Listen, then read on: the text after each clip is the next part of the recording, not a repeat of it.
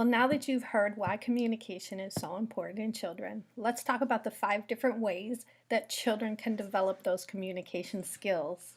The first way is through reading. The sooner that children are exposed to reading, sounds, and language structure, the sooner they understand it. So, of course, we're talking about books here. And you don't have to read the book word for word to the child. You can just point to the picture and you can just talk about what you see and you can make up a story.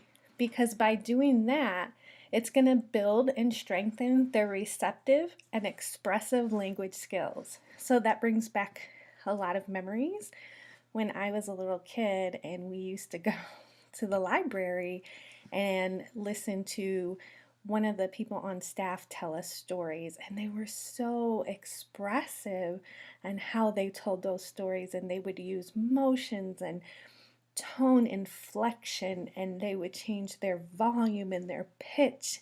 And little did I know that it was building those skills in us, even as children. So the second way is through props. The best way a child can develop language about themselves and the world around them is through puppets. Puppet play is highly motivating. It's very inexpensive and it takes the performance pressure off of a child. They're really focusing on that imaginative world and they're not thinking about recalling words or performance. And the best example I can give for that, ready? Of course, Mr. Rogers. We all loved Mr. Rogers because he had the puppets and he would make them talk and the voices and the stories and I loved Mr. Rogers as a child, and little did I know that those puppets that he was using was helping us children build our communication skills. So the next thing that you can use to help a child communicate with the world around them is sign language. And what a novel idea, because as a child that wasn't, well, when I was growing up, our mothers weren't using sign language to communicate with us. It only really came into play in the late 80s and the early 90s about mothers and fathers using sign language to teach their children how to express themselves and tell the world what they want before they even know the word for it. So one of the easiest ways to take pressure off of a child and off of a family is to teach them sign language.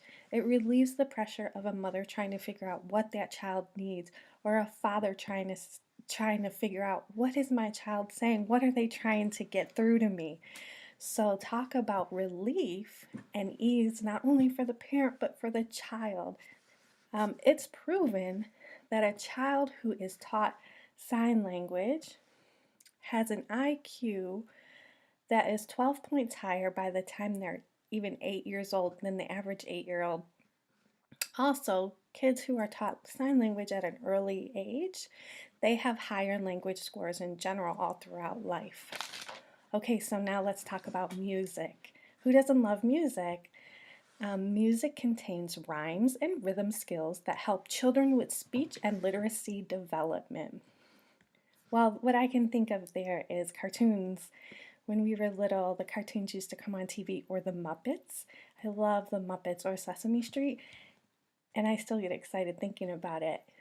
The songs that used to play, and we would just dance around the television singing those different songs, and we would be so engaged with what was going on.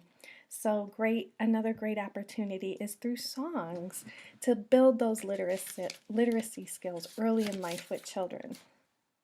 Finally, labeling things. Let's look at an example here. So you have things in the house labeled. For example, bookmark.